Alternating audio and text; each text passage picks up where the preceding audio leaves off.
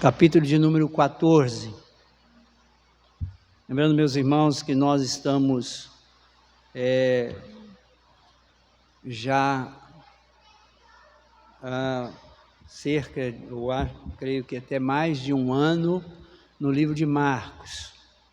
Estamos no capítulo 14, o livro vai até o capítulo de número 16, então estamos próximo do fim. Nós estamos no versículo 27, e hoje nós vamos ficar com o versículo de número 27 até o versículo de número 31. Você vai ficar com a sua Bíblia aberta, lembrando que a palavra do Senhor, culto, é um culto completo, da hora que nós iniciamos até a hora que nós vamos encerrar.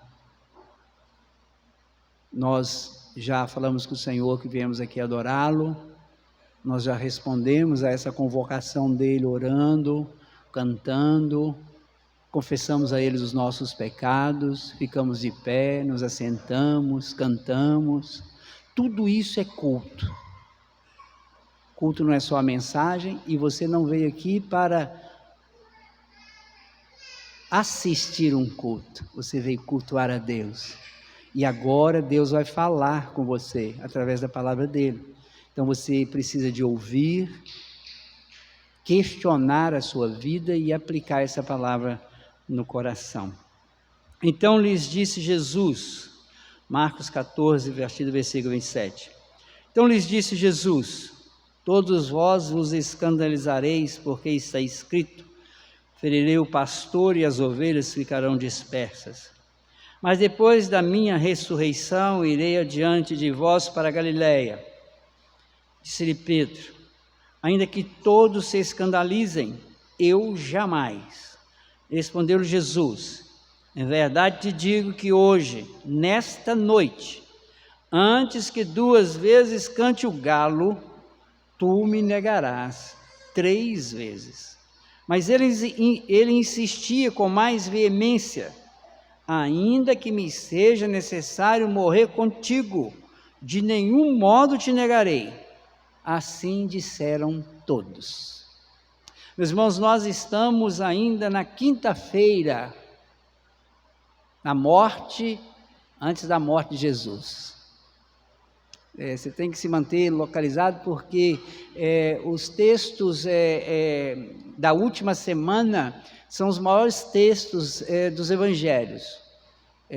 João, 22 capítulos, a partir do capítulo 12, está na última semana. Então, na última semana, aconteceram as coisas mais importantes e foram registradas. E aqui nós estamos na quinta-feira. Jesus já havia participado da ceia, Judas já tinha feito um pacto para trair Jesus. Jesus já tinha indicado que Judas como traidor, ele já havia tomado a ceia com eles, ele já havia colocado aquele pedaço de pão na boca de Judas.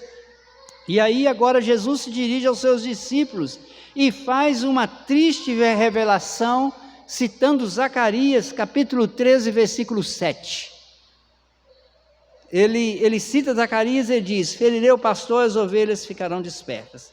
Seus discípulos que haviam andado com ele durante todo esse tempo, estava faltando poucas horas para ele morrer, tinham andado com ele nos últimos anos, iriam abandoná-lo, iriam ser infiéis. Mas pastor, infiéis? A expressão aqui quando ele diz assim, vós escandalizareis, ele está dizendo, vocês serão infiéis a mim. É essa a expressão que ele está dizendo. E aí, ele fala isso, mas juntamente com essa revelação tão dura que Jesus faz àqueles discípulos, vem também uma promessa maravilhosa. Olha, vocês vão ser infiéis a mim, vocês vão me abandonar, eu vou morrer, mas saiba de uma coisa: eu vou ressuscitar e vou para Galiléia na frente de vocês, para juntar todos vocês de novo. para poder vocês estarem comigo. Lembrando, meus irmãos, que foi na Galileia que Jesus chamou eles pela primeira vez, lá no início do ministério de Jesus. Ele diz assim: olha, eu vou para a Galileia para juntar vocês. Nós vamos ver algumas coisas nesse texto de princípio. O versículo 27 nos diz que todos se tornariam infiéis. Quando ele diz, então, lhes diz Jesus, todos vós vos escandalizarei. Todos vocês vão se tornar infiéis para comigo. Todos.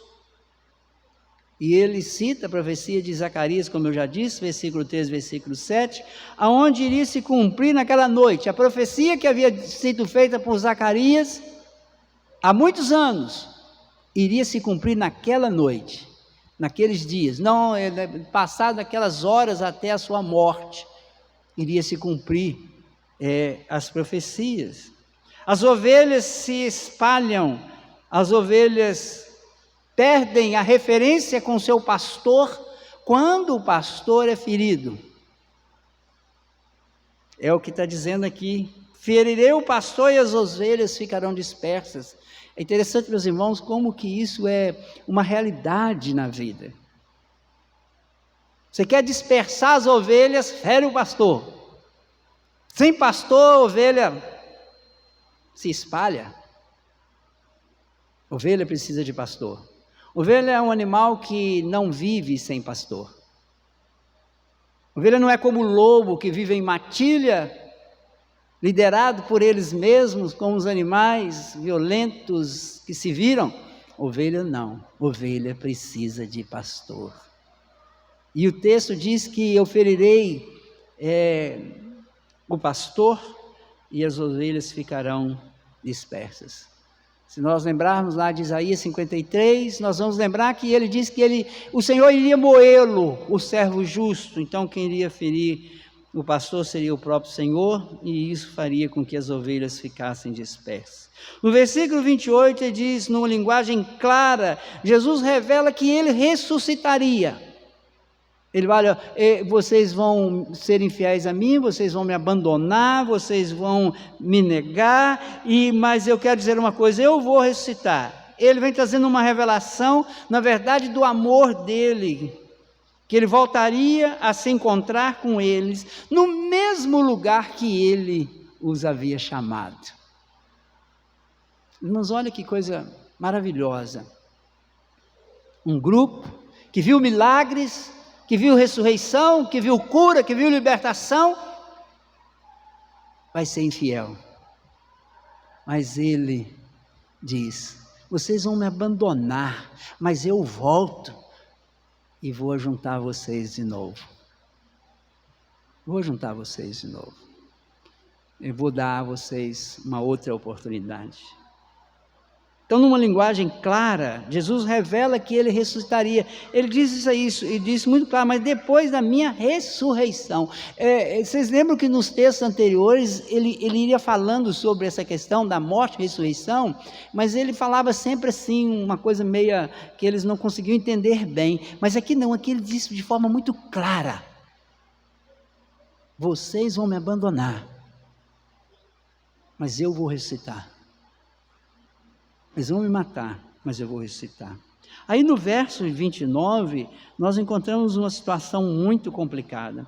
Disse-lhe Pedro, ainda que todos se escandalizem, eu jamais. Ainda que todos se tornem infiéis, a palavra é a mesma. Ainda que todos o abandonem, eu jamais o abandonarei.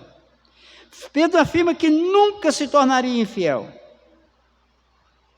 Meus irmãos, aqui nesse texto nós temos algumas coisas que nós precisamos de aprender no texto bíblico. Ele trata as palavras de Jesus com descrédito. Jesus havia dito, vocês vão ser infiéis. Ele peita Jesus e diz, todos podem ser, eu jamais.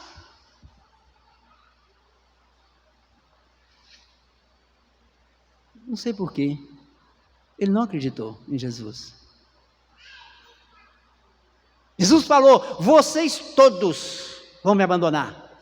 E Pedro bate no peito, eu não.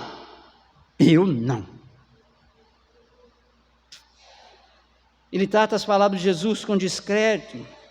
Ele assume uma atitude de superioridade em relação aos outros. Repare que o que ele diz: todos podem me abandonar, eu não. Eu sou melhor do que esses outros. Ele se considera superior aos outros. Irmãos, aquele que pensa que está de pé, veja que não caia.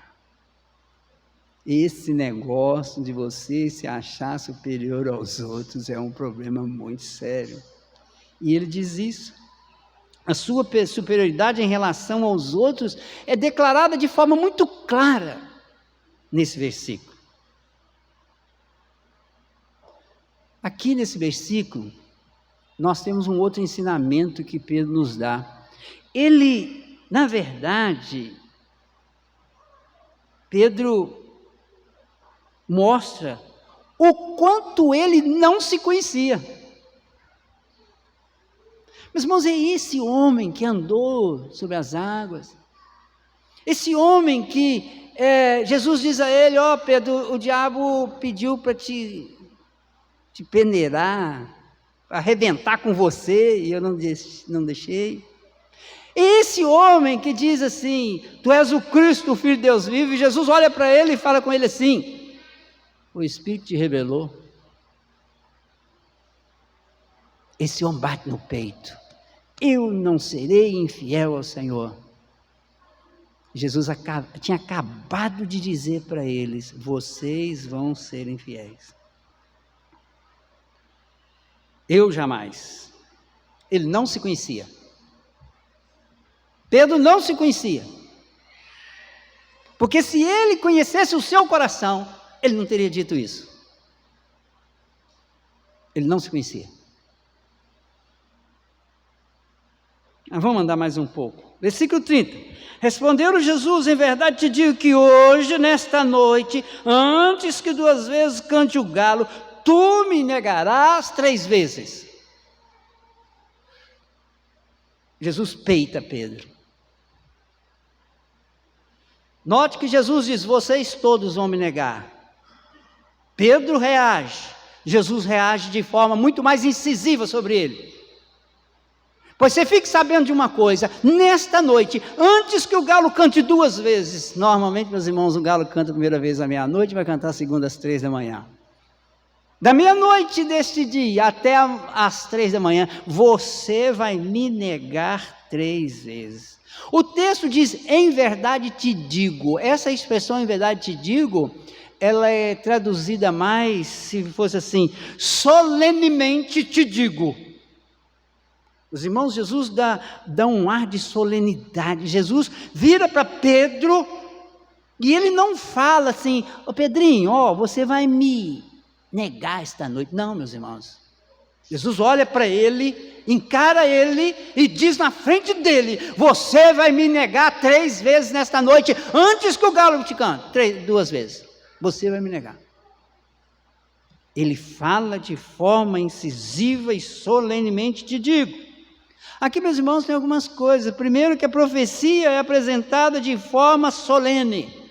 Jesus fala solenemente. Segundo, a profecia, ela é específica. Por que eu estou falando profecia? Porque iria acontecer daí a algumas horas.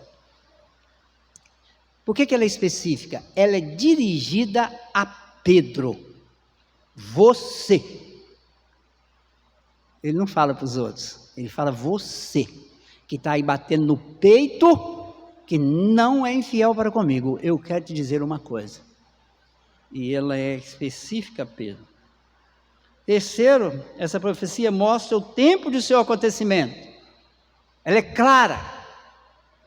O galo vai cantar meia-noite, o galo vai cantar às 3 da manhã, e antes que ele cante às 3 da manhã, você vai me negar. Então ela é clara ao mostrar o tempo do acontecimento. Em quarto lugar, essa profecia mostra a natureza da deslealdade. Repare o que eu vou dizer aqui. A natureza da deslealdade. A natureza da deslealdade é: você me negará. Você vai me negar. Você vai falar, em outras palavras, ele está dizendo, você vai falar assim: eu não conheço Jesus. Meus irmãos, misericórdia, misericórdia. Jesus mostra o quanto ele teria de sofrer, sendo negado por 3 vezes por um discípulo que ele tanto amou e que andou com ele. Meus irmãos, é muito difícil você enfrentar a negação de alguém que você ama. Alguém que está próximo com você em todos aqueles momentos difíceis da vida. E no determinado momento que você precisa, aquela pessoa nega. É o que acontece aqui. E aí, Jesus fala isso com Pedro. Uma profecia apresentada de forma solene, específica, até dirigida a Pedro. Ela mostra o tempo do acontecimento, ela mostra a natureza. Aí no verso 31, não tem jeito, ele continua. Jesus nem dá mais ouvido. Ele vai continuar no versículo 31. Olha o que está no versículo 31. Mas ele insistia com mais veemência. Olha que doideira. Ele insistia com mais veemência. Ainda que me seja necessário morrer contigo, de nenhum modo te negarei. A discussão era entre Jesus e Pedro. Eu não vou negar o Senhor, eu morro, mas eu não nego. Eu não nego o Senhor, eu morro. E influenciado por Pedro, os outros todos entraram na deixa. Olha o que está escrito no final do versículo 31. Assim disseram todos: nós vamos morrer todo mundo junto. O Senhor morre, nós morremos também. Ou seja, essa profecia que o Senhor fez, essa revelação que o Senhor está fazendo, isso não vai se concretizar. Não vai concretizar. Meus irmãos, tem algumas coisas sobre Deus aqui nesse texto que nós precisamos de refletir. Eu vou deixar só 2 coisas aqui. Primeira coisa é que só Deus conhece o coração do homem. Preste bem atenção no que eu estou dizendo aqui. Só Deus conhece o meu e o seu coração. Jeremias capítulo 17, versículo 9 e 10, é um texto muito conhecido nosso, quando diz assim: enganoso é o coração e mais do que todas as coisas, ele é desesperadamente corrupto, quem o conhecerá? Versículo 9, Jeremias capítulo 17. Aí ele complementa no versículo 10, eu, o Senhor, esquadrinho o coração. Eu, o Senhor, conheço o coração do homem. O coração seu e meu é desesperadamente corrupto. Por isso eu tenho muito medo de algumas expressões como: eu senti no meu coração que eu devia fazer isso. Quando a pessoa fala um negócio desse comigo, que eu senti no coração, eu chego a arrepiar. Por quê, meus irmãos? Porque o meu e o seu coração nosso coração é desesperadamente corrupto. É o que diz a palavra. E Pedro sentiu no coração: eu não nego o Senhor de jeito nenhum. Nós vamos ver lá na frente o que aconteceu. Mas é para a semana que vem ou na outra. Segunda coisa que esse texto, a primeira coisa que esse texto nos ensina é que Deus conhece o coração do homem. A segunda coisa que esse texto nos ensina é que só Deus pode revelar o coração do homem. O homem não pode revelar nem aquilo que está no seu próprio coração. Porque muitas das vezes nós agimos segundo o nosso pensamento, segundo o nosso coração, e nós nem sabemos o que pensamos. Nós não sabemos nem por que fazemos determinadas coisas. Eu dou um exemplo aqui claro. Você já se pegou com raiva de alguma coisa? Aí você se pergunta, por que eu estou com raiva disso? Eu estou com raiva disso porque, por causa disso, aí você começa a arrumar um monte de desculpa, mas no fundo você não vai no problema que é original, é aquilo que está lá dentro do seu coração. Só Deus pode revelar o coração do homem. Isso Ele faz na sua palavra e através do seu Espírito no convencimento do pecado. Ele revela o que está no meu e no seu coração através da palavra dEle. Essa história de que Ele usa o outro para revelar o que está no seu coração, isso é mentira. Isso é mentira. Ele fala através da palavra dEle o que tem no seu coração. E Ele já disse tudo em Jeremias capítulo 17, versículo 9. No seu coração é desesperadamente corrupto. Precisa falar mais alguma coisa? Está tudo aí. Mas Ele usa o Espírito para nos falar, porque o Espírito nos convence dos nossos pecados. Então Deus é o único que pode revelar o que tem no nosso coração. Em terceiro lugar, eu tinha falado que era 2 coisas, mas é 3. Só Deus pode purificar o que está escondido no nosso coração. Salmo capítulo 19, versículo 12. Ele diz, purifica-me, Senhor. Ele fala sobre isso. Só Deus pode purificar o seu coração. Põe isso na sua cabeça, meu irmão. Saiba de uma coisa, você pode passar a sua vida toda lutando desesperadamente por alguma coisa no seu coração. Só Deus tem poder de mudar o seu coração. Usando a palavra dEle, usando a ação do Espírito, usando uma pregação, usando um irmão, usando uma irmã, usando uma pessoa, mas uma coisa é certa, só Ele pode mudar. A prova disso é que você luta para mudar as pessoas e não consegue mudá-la. Você luta para se mudar e você não consegue se mudar, só Deus muda você. Só o Espírito de Deus. Desistir de falar nós não podemos. Porque nós temos uma ordem, fala, prega a palavra, insta, quer seja oportuno, quer não, mas desista de querer enfiar a palavra de Deus na cabeça de alguém, porque você não consegue enfiar, só Deus pode mudar o coração. O que esse texto nos ensina sobre o homem? Primeiro que o homem sem Cristo trai e nem tem preocupação com isso. O homem sem Cristo vem de Jesus e não tem preocupação com isso. O homem sem Cristo não está nem aí com o que Jesus está falando, e um exemplo claro que nós vimos aqui no capítulo, nós vamos ver antes e depois, podemos olhar antes e depois, é Judas. Que lá na casa de Simão, uma semana antes, achou ruim porque Maria ungiu Jesus para a morte dele, e ele queria vender o perfume que deveria valer entre 15 mil, aí, dependendo da conta que você faz. O perfume valia entre 15 mil reais aí nos dias de hoje, entre 15 mil reais a 24, 25 mil.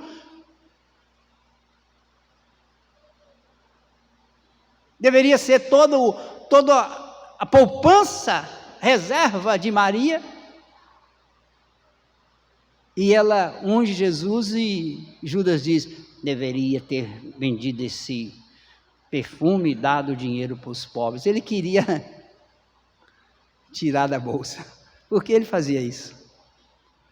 Então o homem sem Cristo, ele trai, continua traindo, ele não tem recuperação, ele não tem jeito, e Judas é o grande exemplo disso aqui nesse capítulo.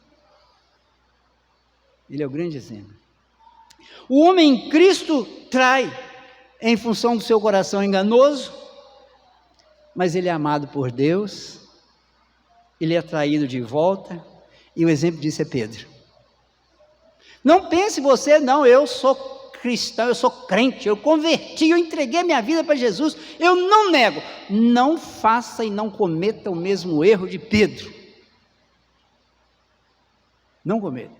Se você ainda não negou, se você ainda pretende não negar, continua de joelho, dizendo, Senhor, me ajude, me segura minha boca, segura meu coração, amarra uma corda no meu pescoço, se preciso for, me garra pelos cabelos, se tiver cabelo, é claro, porque tem gente que nem cabelo tem, mas uma coisa é certa, peça ao Senhor graça e misericórdia, porque o Senhor tem que te segurar de alguma forma.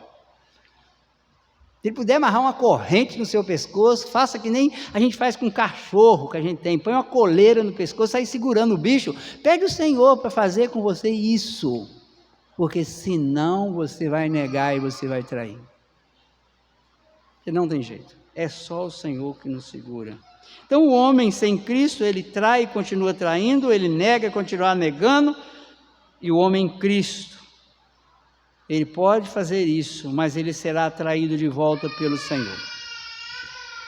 Agora vamos pegar o texto e colocar em prática na nossa vida, porque não adianta nada você ouvir tudo isso e não aplicar. Eu gostaria de abordar 3 aplicações que nós devemos fazer nesse texto. Primeiro, você tem que vigiar seus pensamentos conscientes, sentimentos e atos. E atos aqui pode ser palavras, pode ser reação. Você tem que vigiar seus pensamentos, seus sentimentos e suas palavras.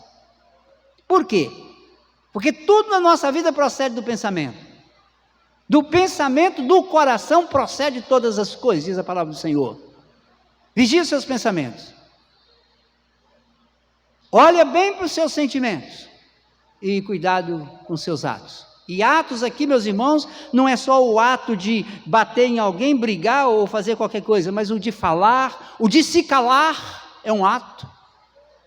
Você tem que vigiar. Por que você tem que vigiar? Porque o Provérbios capítulo 23, versículo 7 nos diz: pois como ele pensa em seu coração, assim ele é. Como ele pensa no seu coração, assim ele é. Nós somos aquilo que nós pensamos no coração. Pedro pensou, eu não nego, e ele fez o quê? Reagiu de forma negativa com a profecia de Jesus sobre a negação dele e insistiu veementemente de que não negaria. Ele agiu, ele pensou, sentiu, fez. Então vigie seus pensamentos conscientes, sentimentos e atos. Faça isso. Esse texto nos desafia a isso. Segunda coisa, o interior do homem reage sobre o seu exterior. Presta atenção no que eu estou falando aqui. A sua reação exterior é em virtude do seu interior. Uma coisa interessante que eu vi uma vez, uma colocação, meio poética, mas eu achei muito interessante. Não sei nem onde eu li isso. O autor dizia assim, no caule de uma roseira cheia de espinho, passa uma seiva que gera uma flor cheirosa e linda. É um poeta qualquer, que eu nem lembro mais quem foi, mas eu fiquei com aquilo na cabeça. Do interior, mesmo que seja um caule cheio de espinhos de uma roseira, pode surgir uma flor bonita. Do nosso interior, nós reagimos. E isso é demonstrado no exterior. O homem não consegue lutar contra os seus pecados escondidos na sua consciência. Preste atenção no que eu estou afirmando aqui. O homem não consegue lutar contra os pecados escondidos na sua consciência e no fundo do seu coração. Ele só consegue fazer isso se Deus revelar para ele o que está no seu coração. Meus irmãos, isso é muito claro quando você vai refletir sobre o povo no deserto. Quando Deus diz assim ao povo no deserto, eu vou colocar vocês à prova. Deus não estava fazendo uma prova para ver se o povo iria vencer os problemas no deserto. O que Deus estava fazendo é colocar aquele povo numa determinada circunstância, numa determinada situação, para provar o que aquele povo tinha no coração. Meus irmãos, Judas Eu fico pensando, por que Jesus permitiu que Judas continuasse tesoureiro do grupo apostólico se Judas roubava? E eu fico entre tantas coisas que eu penso com relação a isso, é que Jesus só estava dando oportunidade para Judas mostrar o que ele tinha no seu interior. Por isso, meus irmãos, peça ao Senhor. Salmo 139, versículo 3 e 4 diz assim: esquadrinhas o meu andar e o meu deitar, e conhece todos os meus caminhos. Ainda a palavra me não chegou à língua, e tu, Senhor, já conheces todas.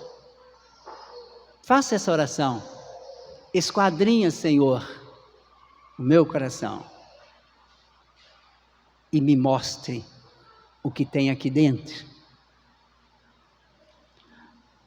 Mas eu aconselho você a fazer essa oração bem consciente, porque Deus pode mostrar para você algo que você nem imagina que você é.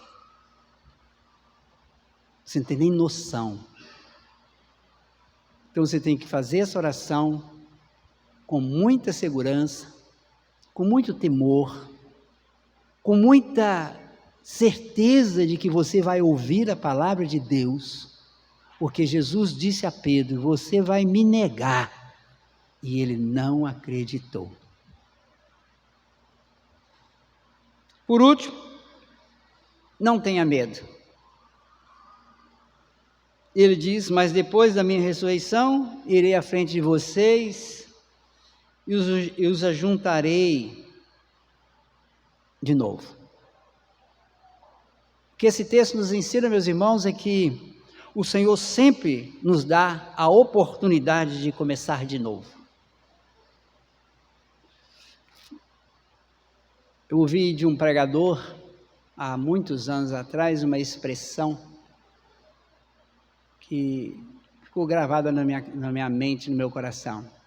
Ele falou assim: enquanto estamos vivos, nós temos esperança de mudança, de melhora. Enquanto estamos vivos, nós temos esperança. Então nós, meus irmãos, não podemos ter medo de sofrer ou fazer o Senhor sofrer, mas nós devemos ter a consciência de que o Senhor nos dá a oportunidade de recomeçar. Eu quero concluir dizendo que no momento mais difícil Jesus foi abandonado. No momento mais difícil, nós podemos abandoná-lo, porque nós não somos diferentes de Pedro. Nós não somos diferentes de Pedro.